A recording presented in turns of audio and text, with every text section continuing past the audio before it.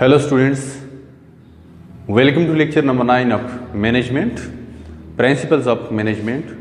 Today we have got a topic by the name of external environments. I have told you in previous semesters, in previous classes, that organization is an example of open system, not a closed system. It means that the organization is dependent on its external environments, because we are producing something, we are offering a product or service for the external environment. So we need to update ourselves regarding external environment. What is going on in the external environment? Changes are occurring in the external environment. According to those changes, you need to change yourself. Most of the organizations are failed because they are not updating themselves, or they are not analyzing the external environment. So when organizations are failed because of this problem, that they are not updating themselves, or they are not changing themselves, or we can say that they are not coping themselves with the external environment, then this disease or this problem for the organization is called entropy.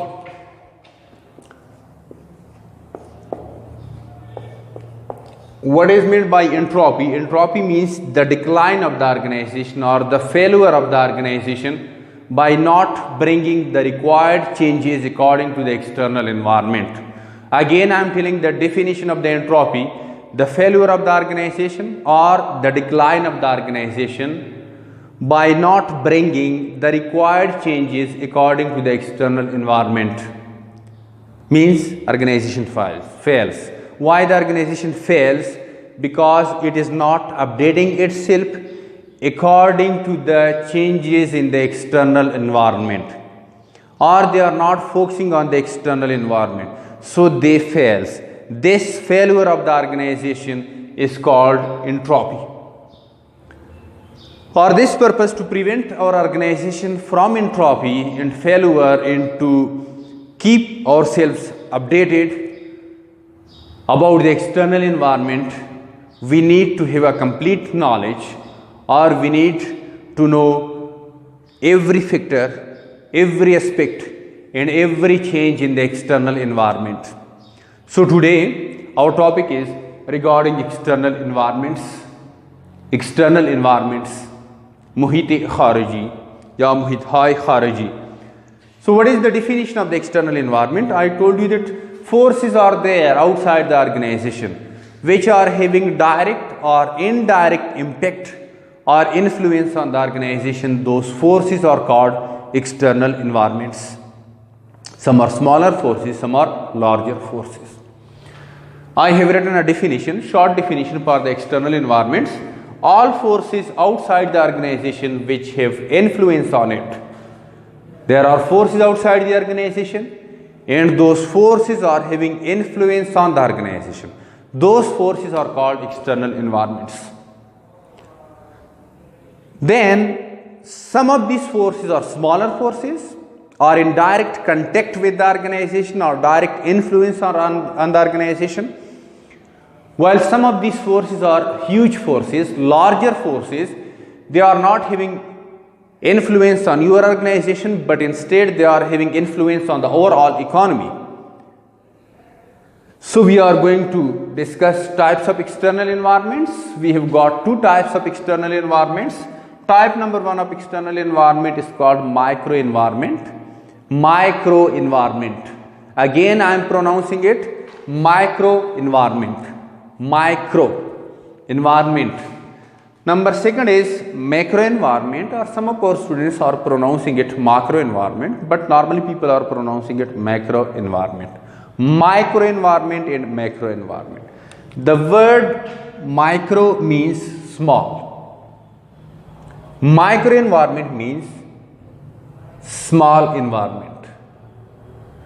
So why we are calling it microenvironment or small environment?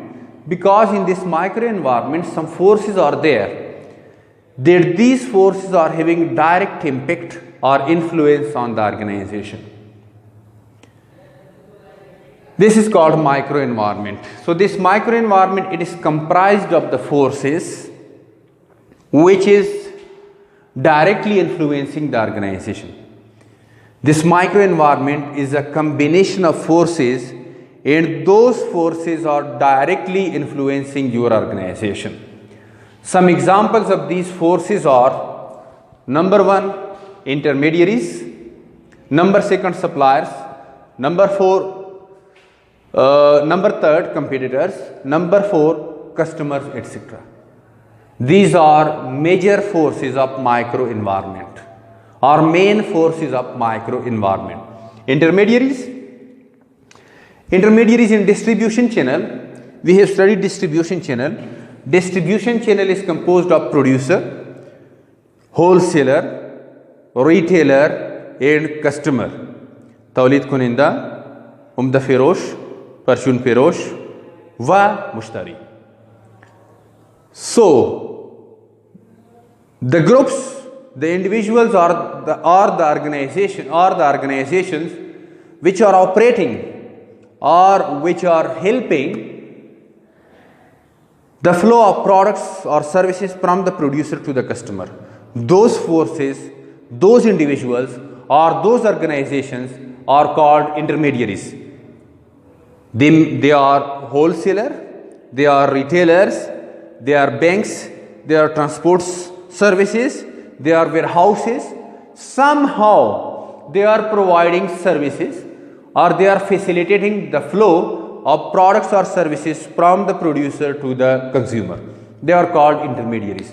But most commonly people are saying that just only wholesaler and retailers are intermediaries.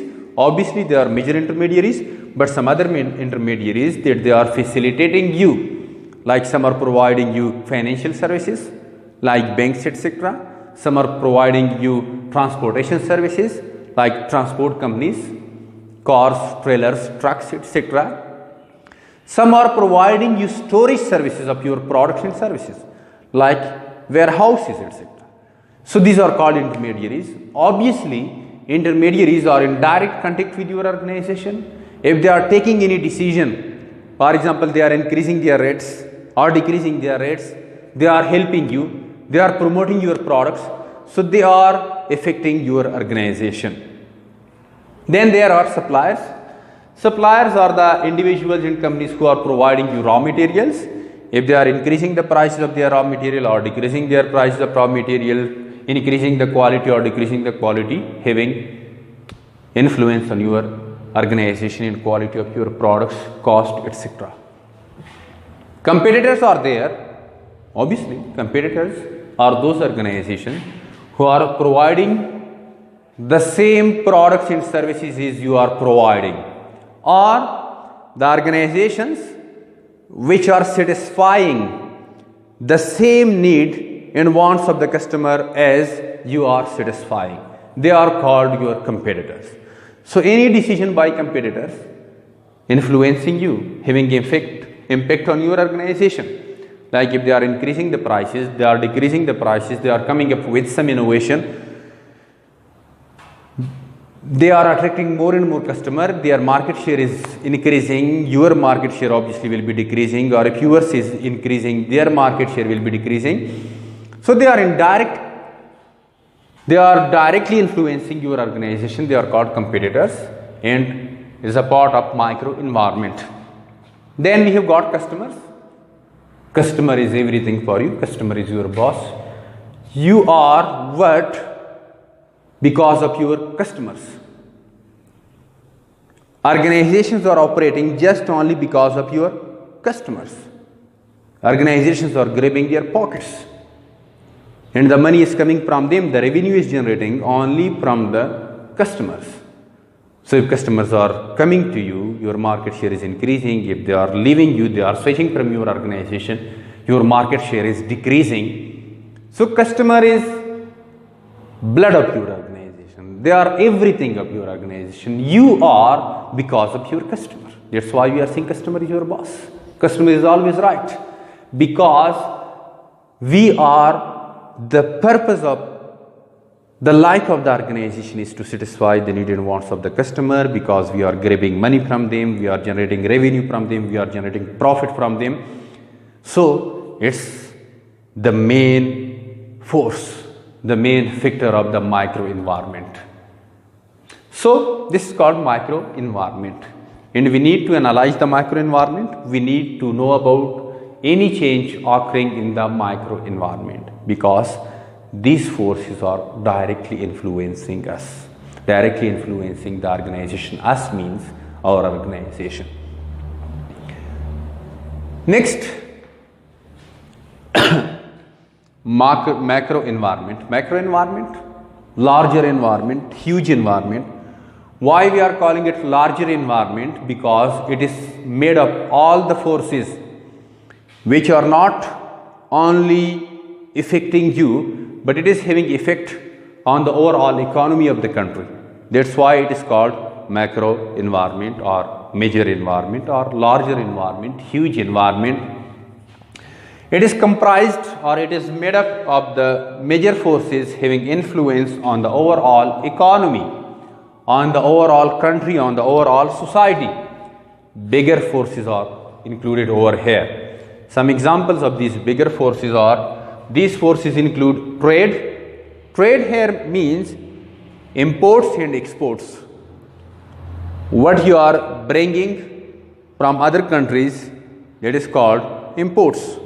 What you are selling to other countries, that is called exports. Combinedly, imports and exports are called trade. Trade is a part of business.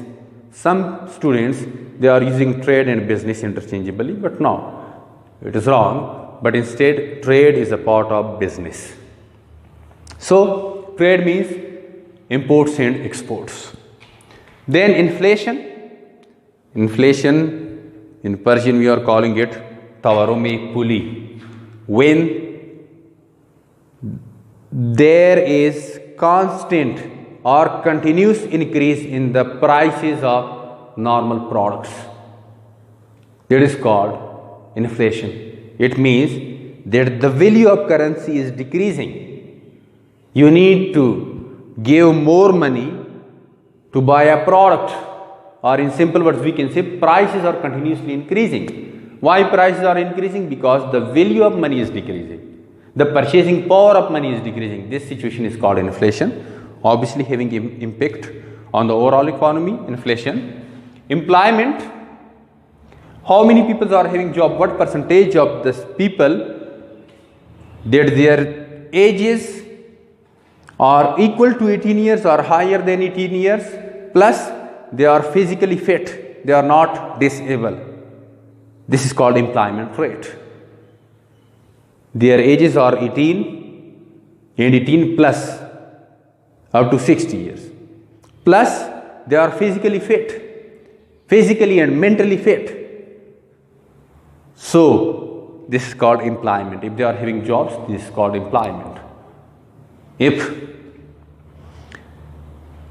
unemployment, opposite to it, what percentage of society or people that they are 18 and 18 plus, they are physically and mentally fit, but they are not having their jobs. It is called unemployment.